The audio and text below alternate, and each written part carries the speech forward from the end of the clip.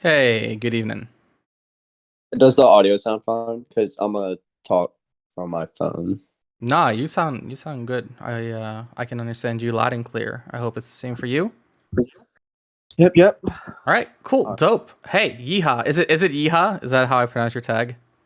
Yeehaw. Yeehaw. All right, I'm sorry. I was thinking it was a No, Joker side B joke. no, it Um, is. It is. okay, okay. I mean, It he does say yeehaw. I mean, let's be fair. no, he says aha. It the whole thing. Like I couldn't like come up with the tag, so my friend was like, "You should just do this," and it was just a meme of Joker in a cowboy hat. So I don't know. All right, here we are. All right. So, yeehaw, we're gonna be looking at one of the games in this set against Ice Climbers. And Yes. then you would like to know more about how to get the most out of your VOD review. And if we have time left, we'll talk about like Joker as a character, right? Yeah. Any context you'd like to give me about the game or the set before I go into it? So this one. So I forgot to record the whole set. Like we fresco. But I think I'll pull it up. But I think like I'm 1-3 against him. Uh, so the last time we played, he beat me, but the time before that, I reverse 3-0'd him. And like I've played against so many ice climbers. Like they're definitely my most played character at this point. Mm-hmm. And it's still just as stressful and always as annoying. And it was like I didn't think I was gonna like choose this VOD for the VOD review, but I was like I watched it and like was just like frustrated, so I figured it was a good one. All right. That sounds dope. Let's get into it. So I like to watch just like a few stocks of gameplay, maybe even the entire game. And then afterwards we'll pause, we'll review, I'll point out some patterns and kind of like what to look at, okay? Okay. Let's get into it.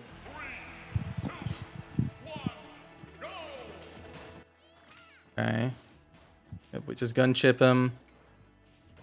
Yeah, because at when they're at low percents, it's so hard. Like that's the hardest part is when they're at zero. Yeah, because you Because cannot separate them, right? yeah, and like you lose the trades. Yeah, yeah, for sure.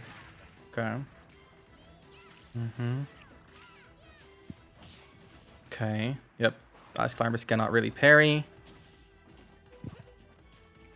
Okay. Mm-hmm. Yep, he overshoots.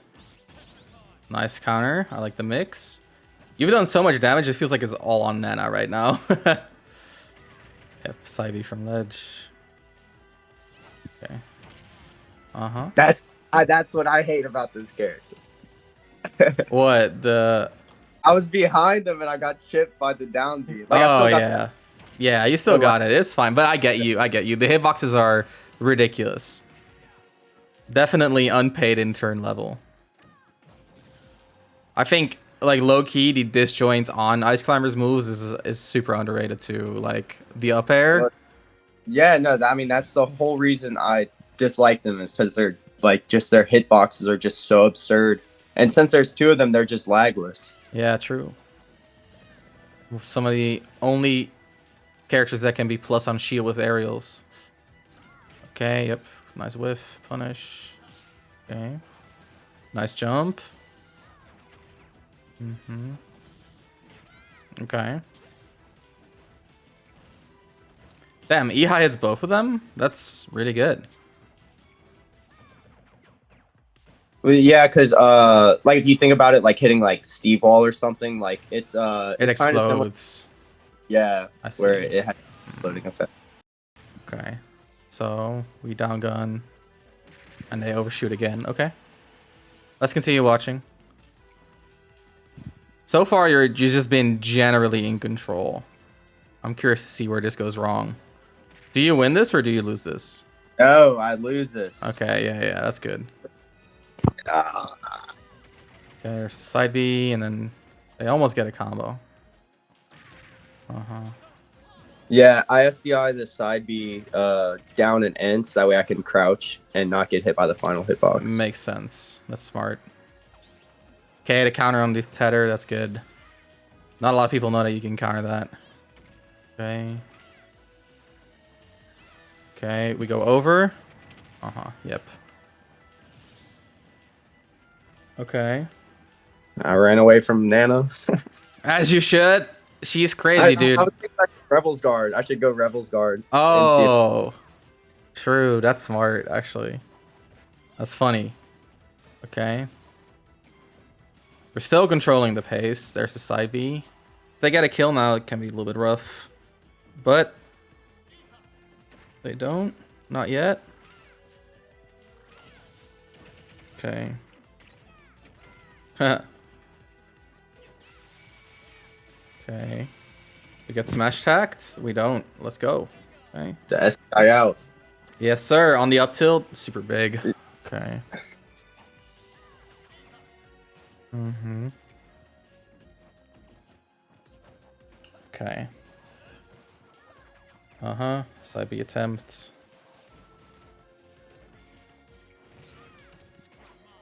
Okay. Oh shit. Okay. Don't get like ice climber combo, bro. This is not your time. Oh my god. No. No. Is that it? Yeah. That is a frustrating ending. I understand. As you can imagine, I was furious. Yeah. I walked out. I was good after like 10 seconds, but I was so mad. Yeah. Oh god. I asked him afterward, and he told me that like you can like air dodge like you know how like with Yoshi Egglay like you have Yeah. like 7 or something of invincibility. Like it's similar with that or something. Yeah, you just buffer an air dodge, but he can still hit the startup of your air dodge like high key. But yeah. Anyway, let's get into VOD review. So I'd like to know before I explain my perspective, like what did you learn from this VOD? Like what was your takeaway? So it's like so like in the like the way I died at the end, like I like when I play against ice climbers, you're like supposed to play like really grounded against them. Mm-hmm. So what but you can't like they're like a brick wall, so you can't like get to center stage. Like you don't want to get to center stage by jumping over them. So I try to like jump a lot to condition like being able to just run underneath their jumps. Mm-hmm. And so like the game like just standing in the corner, I was assuming he was going to try to call a jump out, so I was like going to run underneath him. But from my analysis of this game, I was like I think I lost the game whenever it was like it was whenever he grabbed like before he grabbed me, I did the back air like out of hit stun, so that way I could like not be in hit stun anymore. Yeah, and he punished you. Yeah, and then I got stuck on ledge, and then I mean I don't think necessarily like the running in was bad. It was just frustrating to lose like that, and it's kind of hard to pull away something other than I let myself get hit and I died for it big time. Yeah. So I totally understand your frustration. What it comes down to is that you had a read, which is that like, you know, you would have gotten away with like a dash in, especially at the end there. And the read was wrong. And like sometimes you just have to make that read and you made it at the wrong time. That's basically kind of like what I'm getting from you. Yeah, well, yeah, from the situation at the end, but Yeah. from the game itself, I don't know. I was playing with the lead decently, but there was just times where like I wasn't like, and I wasn't like using like there were times where like he would overshoot me, and Mm-hmm. I wasn't using my ability to like control which direction I drift enough. Like I drifted in to where like I would have had to like air dodge, or it was a guaranteed up air hit where like I could full hop and then fast fall, full hop, drift backwards, or create more mix up opportunities in that. So here's the way I look at a matchup like this, and this is true for Joker in a lot of ways, right? Like generally, there are like two roles in every matchup, and sometimes the matchup is about recognizing the role and subverting it, but oftentimes it is acting to the role as well as you can. And the role is generally there's like the choke, and then there's the anti-choke. That's how I call it. So what the choke does is the choke basically like the choke role is I control space better, and I want to choke my opponent out with that control, right? And the anti-choke says, well, I cannot control space, but when I get in, right? Which is generally what anti-choke characters do, like Mario, Incineroar, Kazuya. So what they want to do is they want to make the choke player commit and go from there. Now, the alternative is they make a read and get their combo started. So essentially what we want to do as a choke player is we want to know, what does the opponent do about my control? And in this case, there were 2 points of commitment, right? So basically two ideas behind commitments. There was the overshoot, and then there was basically walling you out. And I think in both cases, we failed to properly punish these commitments. Now I understand, like, if Ice Climbers is playing like super defensive, it's really hard to get in, right? Like the desynced blizzard walls and the ice blocks coming at you and like the aerials, like they're very active. I totally get that. Yeah. But there were definitely situations where we got our pressure set up, right? Like we chipped at them with gun, or we got like a dash attack whiff punish, and we just couldn't close it out. So we got to ask ourselves, well, how do we convert this knowledge of these commitments into actual punishes? So that is where we get into basically the choke and anti-choke in the context of advantage. So in advantage, basically you're always like, if you're in advantage, you're always choking, and if you're in disadvantage, you're always trying to get out of the chokehold, right? So this is like neutral context, right? So this is let's call this neutral.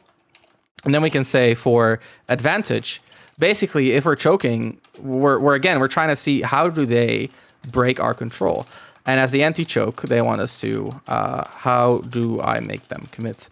Now, the thing is, they had a very consistent pattern at trying to get out of a bad situation. And it's basically just pressing side B. And we did not punish to, let's put it this way, the degree to which we punished was not equal to the frequency of which they use side B to just get out of situations. So what I would have loved to see is, I would have loved to see you, in general, zoom in more on when Ice Climbers does have to commit. And like in this case especially, we saw a lot of situations in which you were the one to commit. I think as a mix-up, right, for the sake of staying unpredictable, but he never forced you to commit. Right? So generally, the only point at which we commit is when we are weaker. So think like, oh, well, they put us in a corner, now we kind of have to commit, right? But even then, right, like we are in a corner, we're weaker. We're trying to see how they commit so we can counter them. So let's say we're in a corner and they're like blizzard walling us. Like, of course, we can dash out and try to get back to center, or dash under them and get back to center. But we can also say, well, okay, we're in a corner here. We can use, like, I don't know, full hops. Worst case scenario, they up air us, which is not going to kill us, right? What are they going to do about it? And if they do overshoot an up air, we can see if it's on reaction, right? Which we see based on the timing of their reaction. Or we can see if it's preemptive. And if it's preemptive, we can just, in the next situation, try to maybe roll out or short hop in this case. And if they do react, then, like you said yourself, there's a lot more mix-ups that you can use, like, using double jumps, using more drift, using early aerial, stuff like that. So we want to focus more on the commitments. And essentially, the underlying idea is as follows, right? If I am stronger, I can interact on my terms, what generally means that I will win, right? And that is not like always the case. Like sometimes you fuck up a little bit and you get punished. That's just like par for the course. But generally, you're stronger. You can interact on your terms. So if we know that, then we can win neutral just by creating these stronger situations. Now, for some characters that's easy, for some characters it's hard, right? Think about like Joker. He kind of like starts off neutral with an advantageous position in a lot of cases. Not always, of course, right? Like think about Aegis. It's going to be a lot harder. But against Ice Climbers, you're definitely like in a strong situation from the get-go. So we can try to create the strong situations. And if the focus on winning neutral is related to creating strong situations, then the mind games will also revolve around the creation of situations. So in other words, instead of thinking about like, okay, how am I going to punish this? How am I going to keep them out? Blah, blah. We should be thinking, how do I create a good situation? Okay, we have an upper hand over Ice Climbers, right? How do we convert that into an actually like good situation, into actual pressure on the Ice Climbers? And then from there, we can see, okay, what do they do about it? And the funny thing is, these situations that we're creating, right? Situation creation is movement. And movement is often like very hard to react to, right? Think about like a dash in, impossible to react to. But even a short up fast fall, right? Like you're not going to anti-air that on reaction unless you have like an invincible move like Game Watch Up B. So if they want to stop us from creating better situations, they have to do so preemptively. And that means that they're preempting, which means that we can react in the future, right? Which means that we don't have to read them. That is kind of like the end goal. It's like, okay, we threaten to create a good situation. They either stop us preemptively or they let us create it. If they let us create it, we just play it and it's going to go our way most of the time. If we play it correctly, of course, right? Consider spacing, blah, blah. And if they try to stop us, then they have to do so preemptively, in which case we just wait for them and we react and then we punish them. And if we look at the way that Dr. Sway played it, so let's look at that. Look at the game through the eyes of creating situations, preemption and reaction. Okay. So, God, what's this quality? Let me pull it up. Yeah, so I could like feel that because like the whole time I'm playing against Ice Climbers, I'm constantly to put myself in a good situation where I have stage control. I can hit them where they're on the ledge and they're way weaker and like so yeah. So I definitely see that because anytime I'm in disadvantage, my immediate concern is like to try to put myself in center stage so I can be in a good position. Yeah, and like so that is trying to go from like the anti-choke to the choke position, right? Which is good. But what we need to zoom in more is like, how are they going to prevent us from doing that? Okay. Yeah. So how are they going to stop us from getting to center? And because we are focused on getting there, we are not focused on what are they doing to stop us from getting there. Do you see what I mean? Yeah. Mm-hmm. Okay. Let's just take a look. We'll see what we find. So in this case, we use our gun chip, right? This is really good because they are not trying to create a good situation. They're okay with the current situation. But then we see a dash of shield into side B.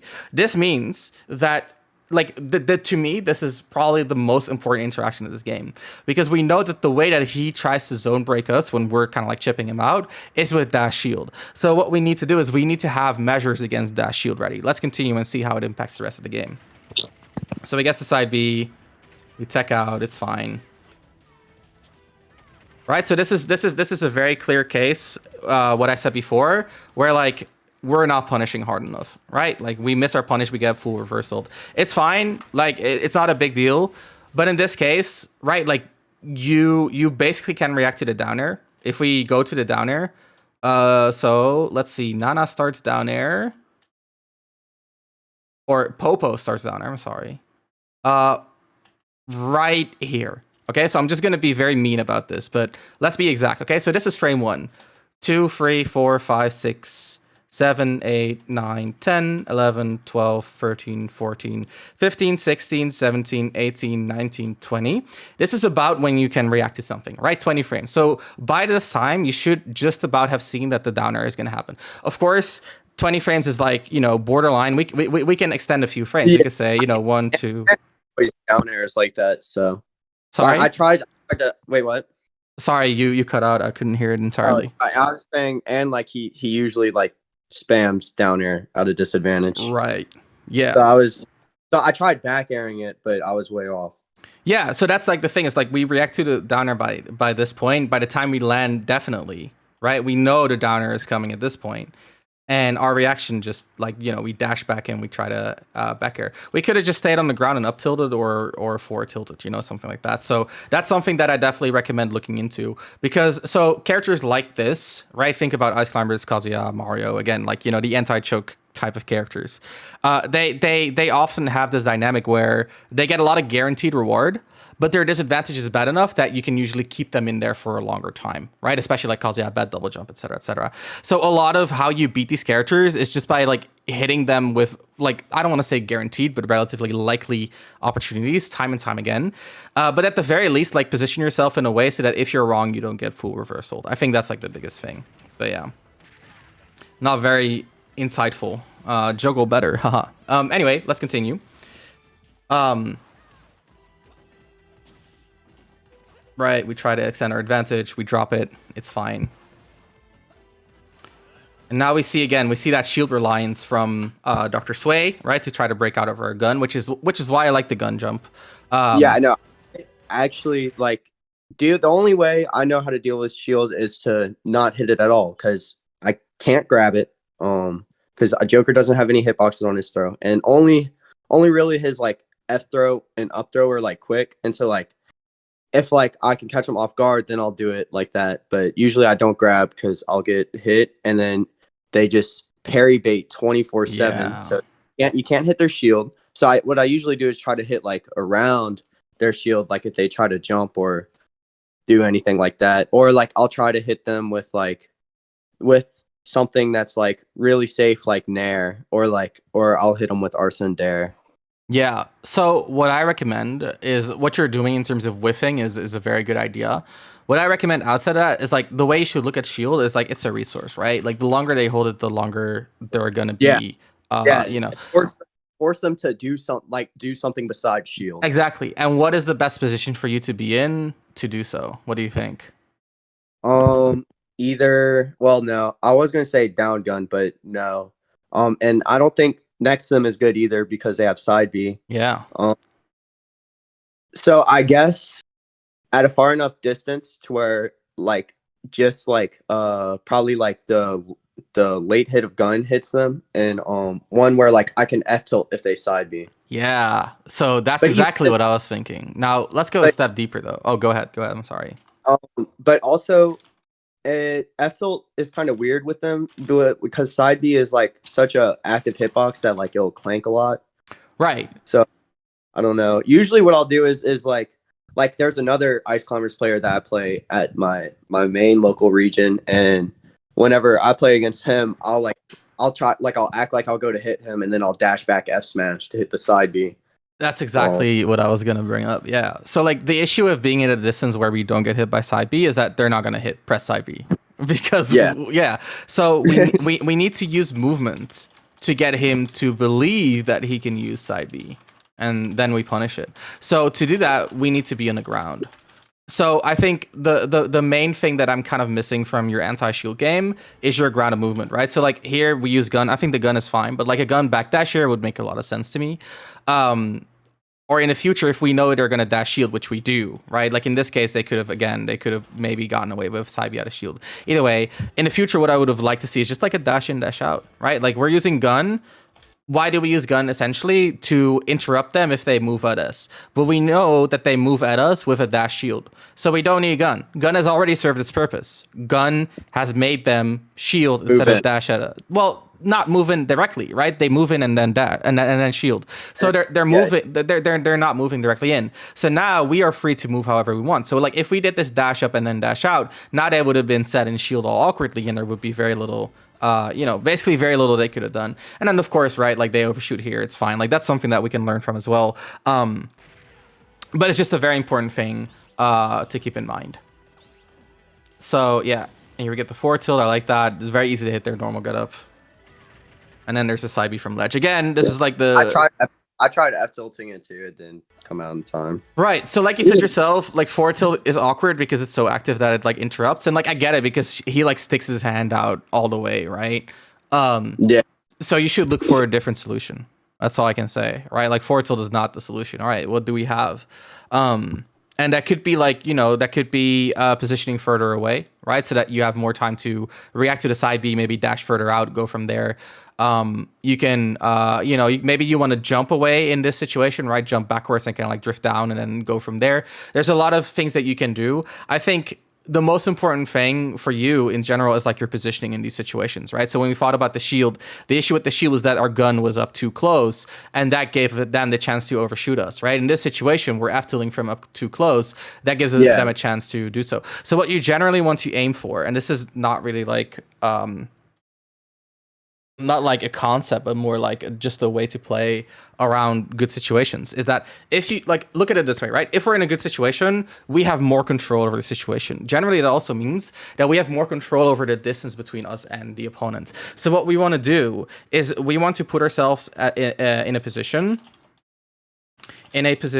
where we can threaten them, and if we're wrong, still be okay. That is what we're trying to do. So if you look at, for example, like a very good example would be like Cloud, because he does this for free. If you look at Spargo, he will literally like let's say his opponent's on the ledge here, he will back air this space. And if the opponent plays aggressively, they're gonna get back aired. If they don't play aggressively, Spargo's right here, right? He's safe. There's nothing you can do about it. Joker can do a similar thing, right? So for Leo, you'll see him use nairs that basically hit like this, right? Where again, it's whiffing. If the opponent plays aggressively, they're going to get hit. If they don't, now Joker's standing here. He's still in his burst range. The opponent probably is in shield because he saw the nair, and from there we win. Now, if Ice Climber is side B from the ledge here, your nair has a pretty good chance of beating it because it cannot clank and is very active. So like this idea of positioning yourself to basically counter their aggression and then still be in a good spot to pressure them if they're defensive, that should be the core of your offense going forward. Okay. Okay.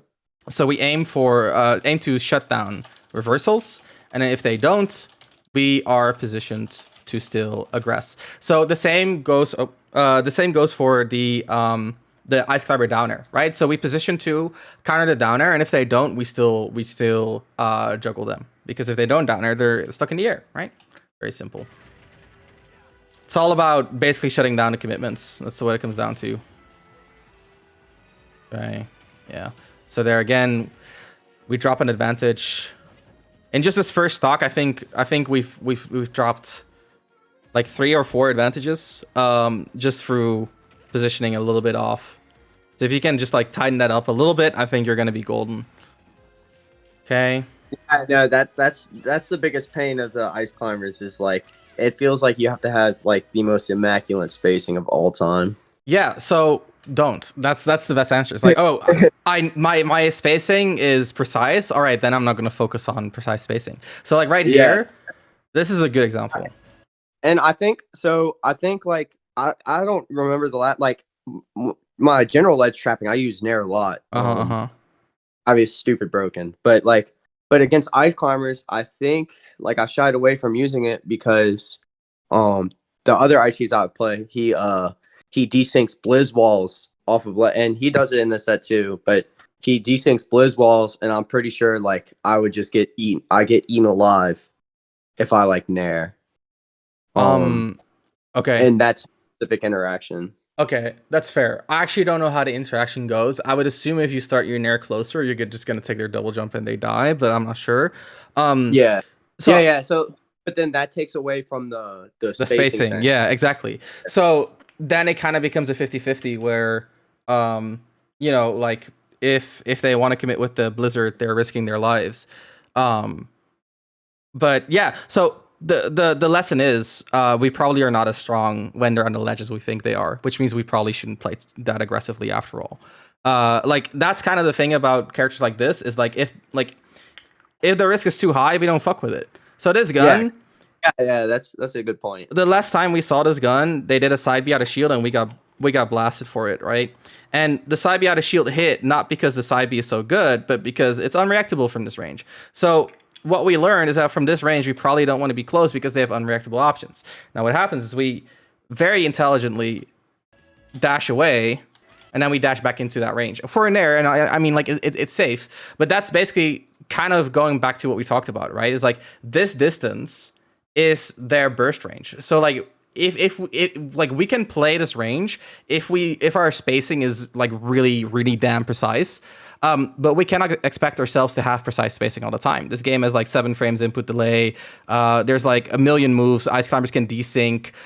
You have you have your fast fall and your non-fast fall. You can delay your jump a little bit. Blah blah. There's so many variables. You cannot be that precise. So like if this is the zone in which it can go wrong, we stay out of this freaking zone. Then, yeah. So we basically we just approach it from the most practical solution possible, which is this is where it can go wrong. This is where we stay out of, and we almost die because of I was shaking when that happened. Bro. Yeah, bro. You clutched up though. That roll. Yeah, I didn't know if I'd be able to get out. And I don't think I rolled a lot in this set, but like usually I roll.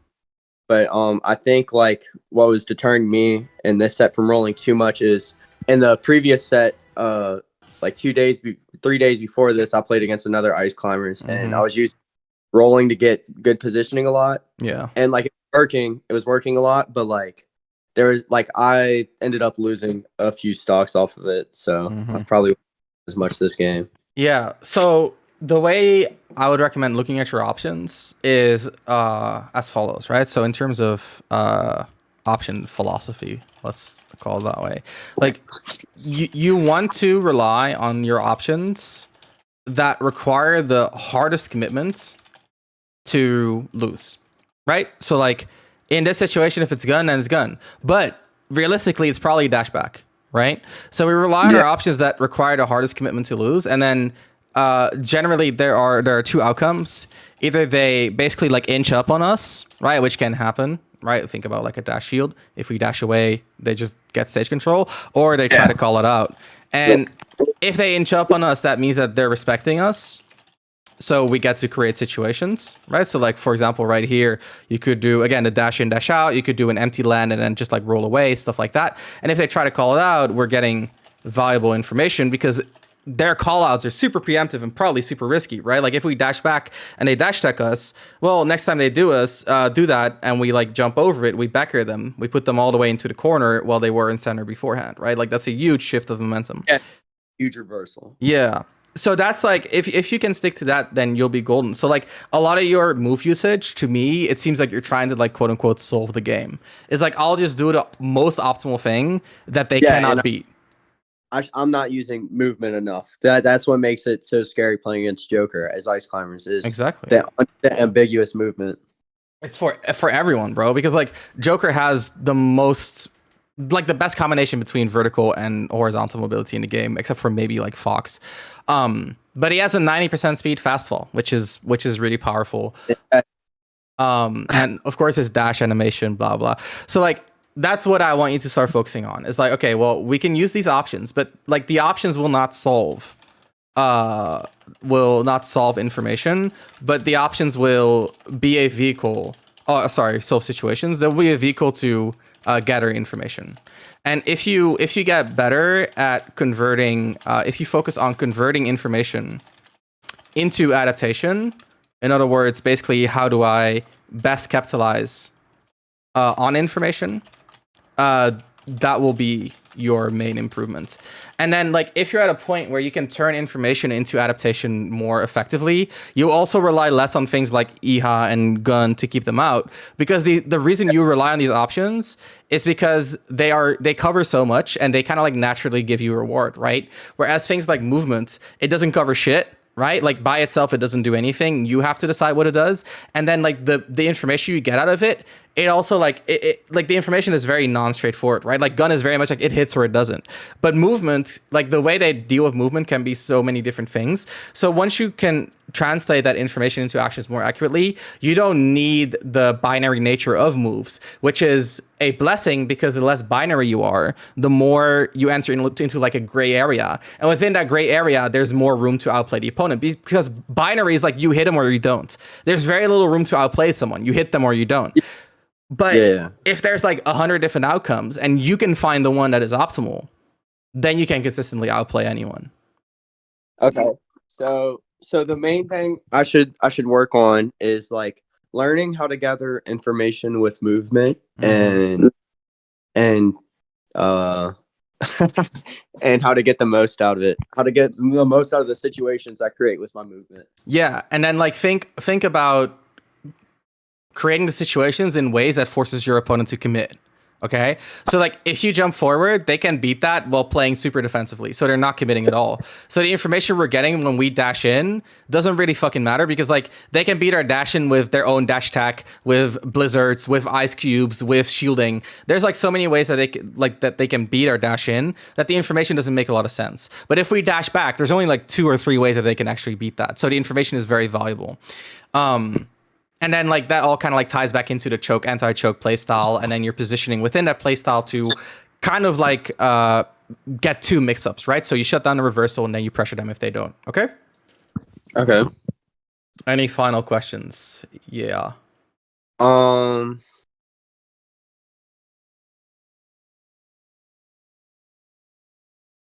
don't know. It's all right if you don't. So like if any questions come up like later on, just send me a message and I'll do my best to answer them, okay? Okay. All right, cool. I have sent you the notes. I see that you already found them. You can adjust them, edit them as you like. I'll send you a VOD of our session later tonight. I'm gonna upload them first, and then I'll send them your way. Like I said, follow-up questions are welcome. I do recommend getting a new session if you have new questions. All right? All right. Thank you. Okay. Hey, thank you so much. I hope you have a great day. I hope you have a great day as well. Thank you. Talk to you later, man. Bye-bye. Bye.